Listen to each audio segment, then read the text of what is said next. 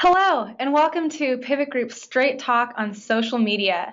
As our regular attendees will probably have noticed, I am not the illustrious Ian Desher. He is currently on a plane on his way back from the East Coast, where he has been having some birthday fun and doing some book promotion.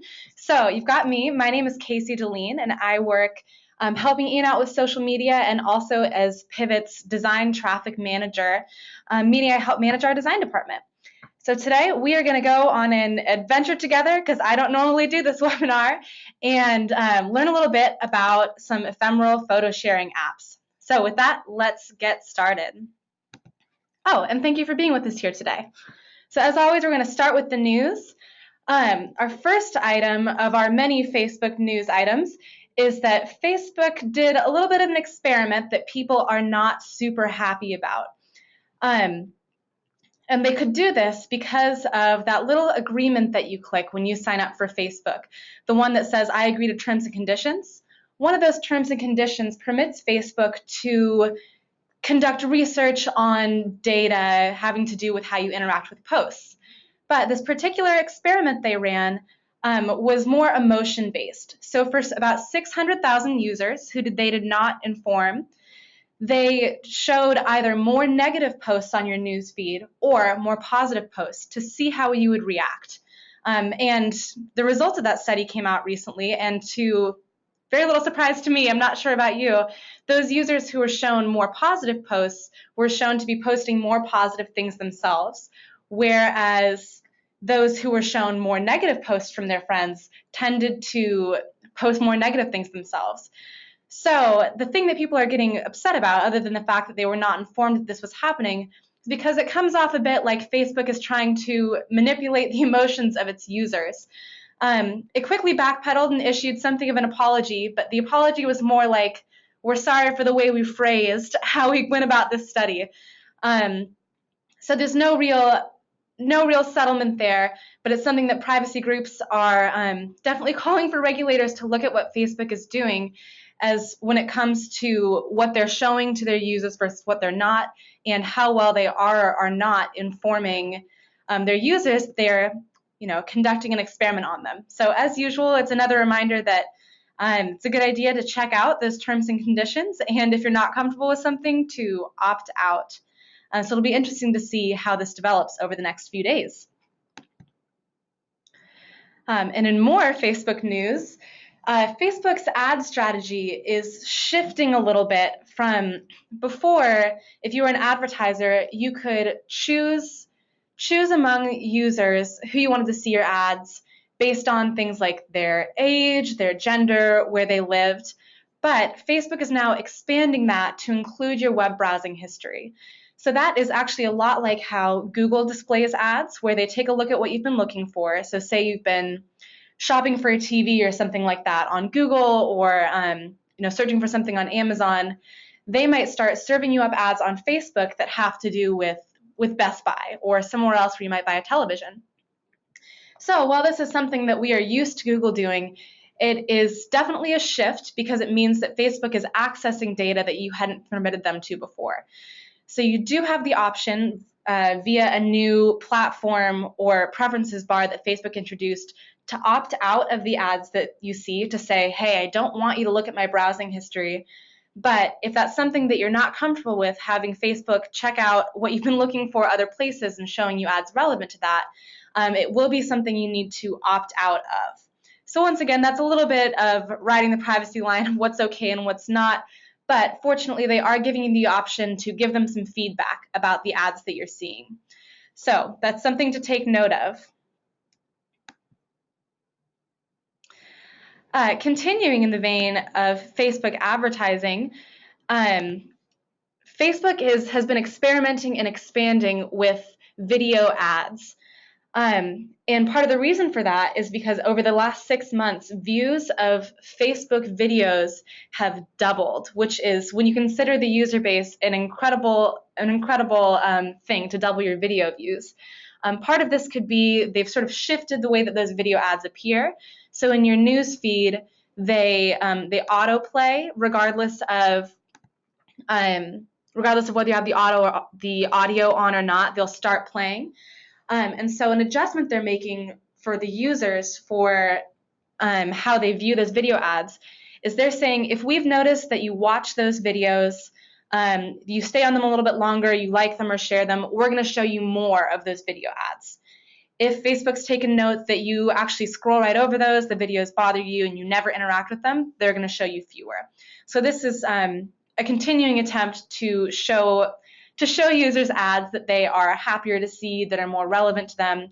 Regardless, this may be more of a benefit for those advertisers. And if you are someone who if your business advertises on Facebook, this may be a good thing to take note of, that they are investing more in that video ad strategy. So if you have commercials that you play on television and you're thinking, and you didn't realize that you could use those for Facebook ads, that is an option.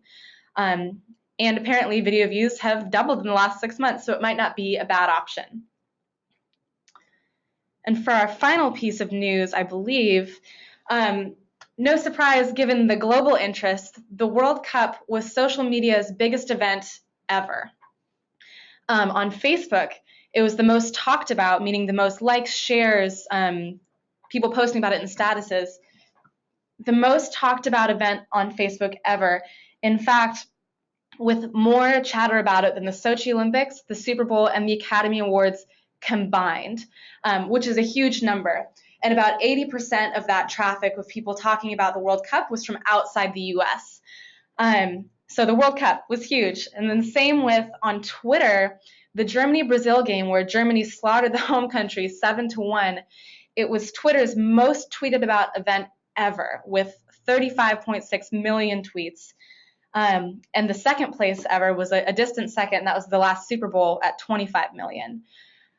So World Cup, big on social media. In case you were wondering, that was the most talked about thing that is not just this year, but ever. I was actually very surprised by the fact that it was more than the Olympics, Super Bowl, and Academy Awards combined. That is a hard to comprehend number. All right, moving into our content portion, this week we are going to talk about Snapchat and Slingshot. Many of you may be familiar with Snapchat, and that's the photo sharing app that came out a couple years ago where you can send photos or videos to friends and then they quickly self-destruct. So you decide on a number of seconds and then send it to a friend and it will destroy itself after that much time. And Slingshot is Facebook's recent answer to that, and that is brand new this week. So we're going to take a look at how those work, how they're relevant to you or how they may not be, and just some of the general features. And if you have questions along the way, I'll try and monitor the questions bar so that we can take a look at those. All right, let's get started. All right, first, I've covered the basics of what it is, but what is Snapchat?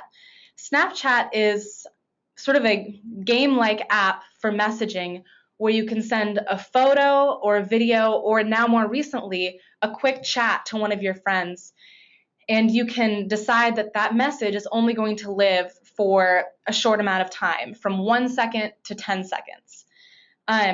And while originally when this app first came out, it was quickly dismissed as something that might be used for photos that you don't want to live on the internet or that would be embarrassing to you.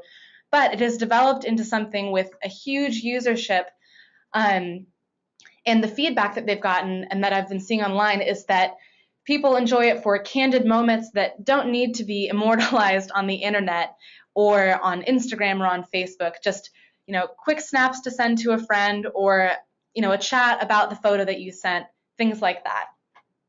So let's take a look into more of how it works. That's me. I've taken some examples to show you exactly how this works. So you take a picture of yourself. You can decorate it with emojis or you can draw on it. In your second slides here, you'll see that you choose the number of seconds. And then on the right, you'll see I've used the drawing feature to circle the fact that you can press next to show which friends you're going to send it to. Try not to judge these photos too carefully. I thought that it would be the most fun to have a real life person showing you how it works, and that real life person is me today. So again, what it does is it's just silly things to send to your friends. So this is me on the left taking a general poll whether I should grow a blue mustache. On the right is my friend sending me a selfie with her cat. And this, from a layman's perspective, just a 25-year-old who uses Snapchat, this seems to be most of what it's used for among the user base. But that user base is huge. And so later on, we're going to take a look at how some businesses have taken advantage of it. Again, though, things like this, photos where you draw on yourself or pictures with your cat, they're not necessarily something you want to see live on the internet forever and ever. It's just something quick that you can disregard, not give it a second thought. And this is Charlie the cat, in case you were wondering. Something that drew the interest of businesses more was earlier this year, perhaps last, they introduced a feature called My Story. So the way normal snaps work, you send a single photo, it lives for, as I said, 1 to 10 seconds, and that's it, and it's gone. My Story allows you to compile a series of photos and videos, again with short messages on them, and those can be watched and rewatched for up to 24 hours. So this gave brands more of an opportunity to do some more long-form, not necessarily advertising, but community building, product previews to their fans, and have it be viewable for more than 10 seconds. So that has been a lot more relevant to businesses than those quick photo sharing would be. So just a few statistics for you on how Snapchat's doing, and this really puts it in perspective for me as far as the usership.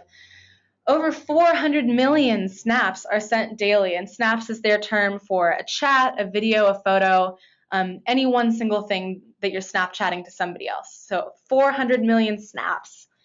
In the 18 to 29-year-old set, which is a coveted user base when it comes to advertising, 23%, almost a quarter of people in that age brackets have an account, which is very significant.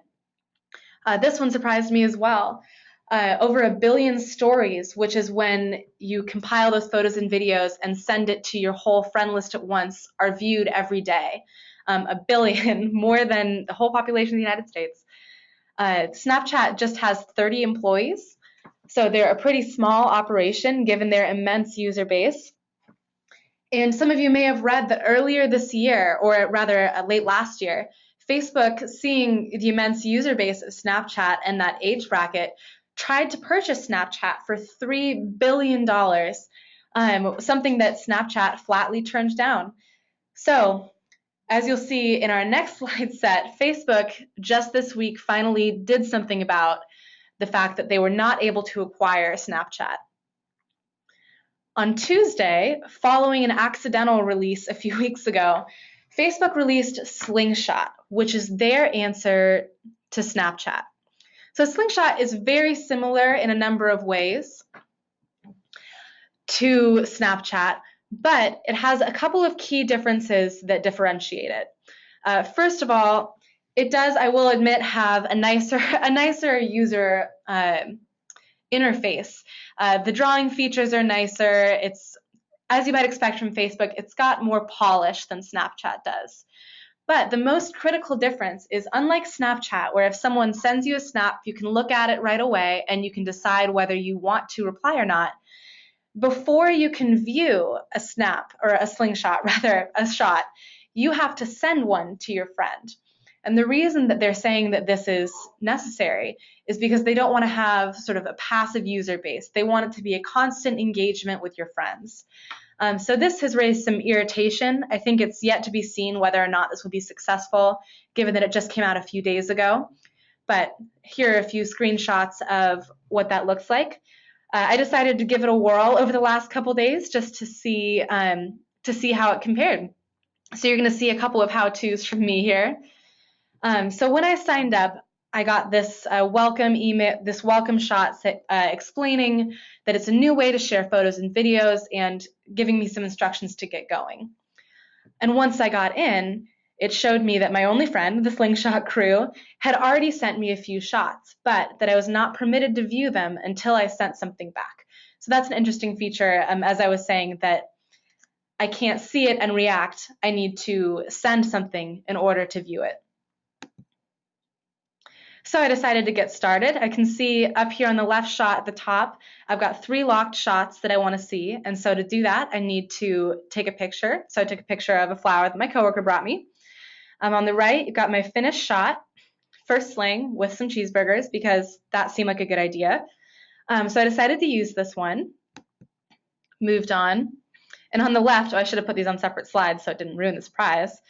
I can now unlock these shots now that I've sent something, and I was able to view the different shots that they sent me. On the right, you'll see one of the interesting features that Slingshot has versus Snapchat is on the top, you can see one of the shots that they, quote, slung to me. So they sent me this beautiful picture of in Mill Valley, and it gives me the option, instead of closing it and sending a photo back, to do split screen and react. Obviously, I was not ready for the reaction, but it's an interesting idea that they could sort of see sort of live features of what I think about what they're sending to me. So it seems to very much be designed for that consistent interaction with your friends. So, as I said, yet to be seen whether or not Slingshot will take off. Personally, I think that requirement that you send something in order to see something could be a barrier. But then again, I've been proven wrong about Facebook before. Given their immense user base, people are willing to adopt things just to give them a try. So heading back to Snapchat, I want to talk about some ways that businesses can consider using Snapchat to interact with their customers and potential customers. So we're going to look at a few examples of what other people have done and what might be applicable to your business or not. So back to Snap. Here's the original Snapchat ghost. The new one doesn't have a face anymore. Personally, I liked this one.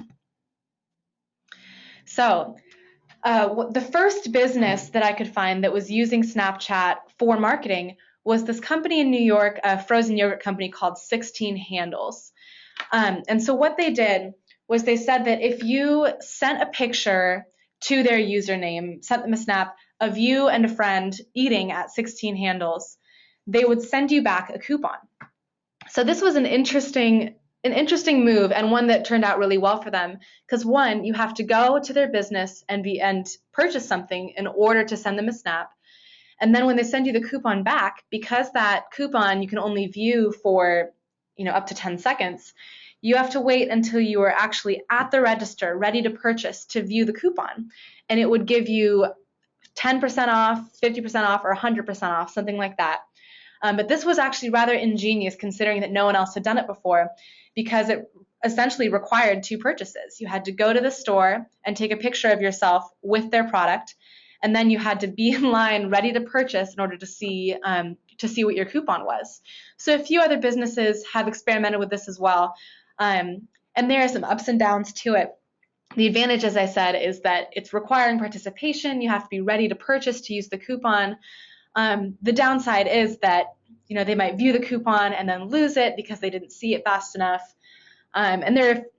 It's a tricky thing, but it may be worth investing in for your business if you have something that you're trying to promote like that, where you can say, hey, take a picture of yourself using our phone, and when you come in, you can use the coupon that we snap you to get 10% off your next month of service, something like that. So coupons has been a popular one. A couple of sports teams their PR teams have done a great job of using my story as a way to get behind the scenes of their business. So on the left, we have New Orleans Saints, and on the right, we have the Eagles.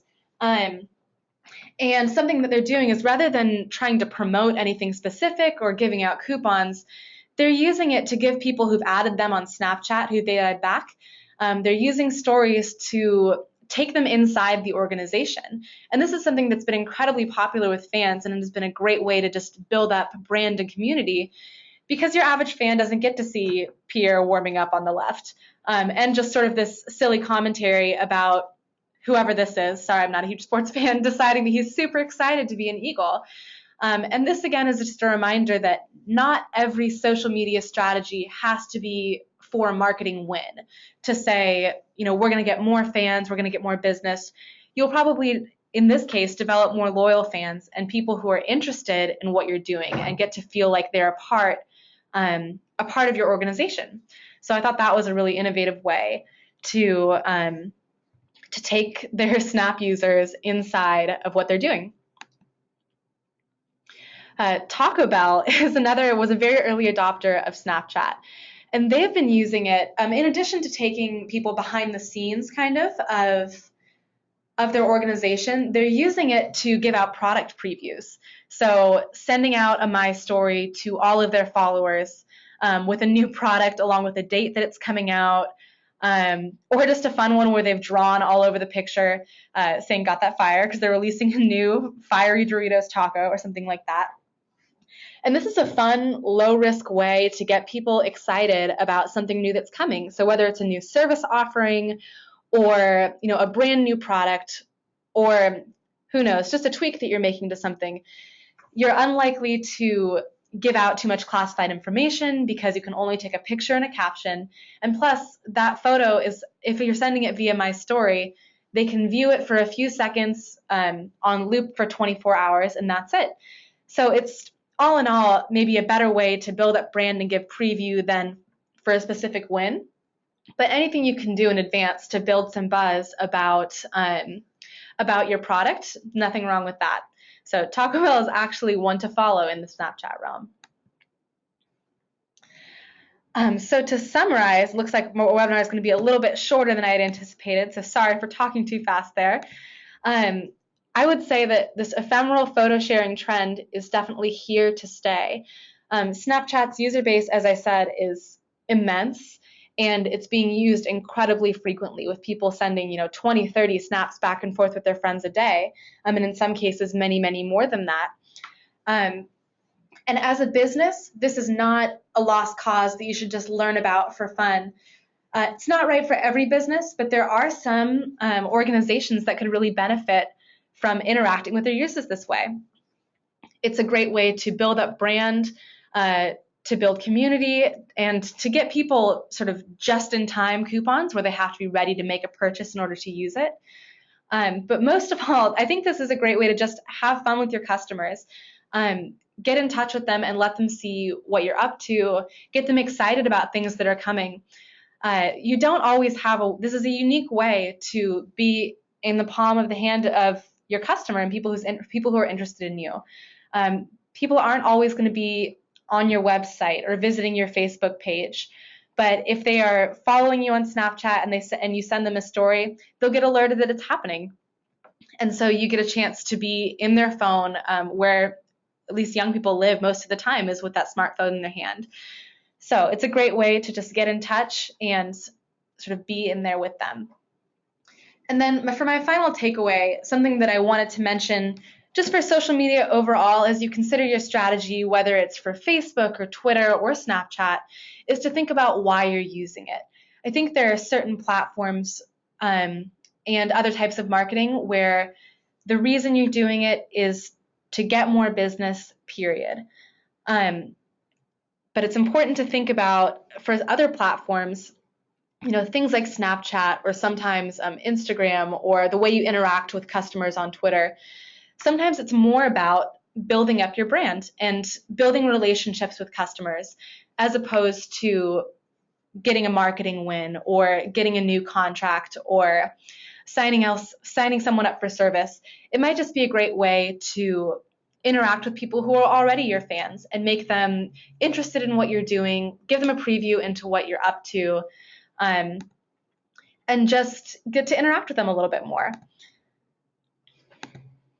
So Snapchat and Slingshot might not be something for you, and Slingshot I've yet to see any businesses adopting.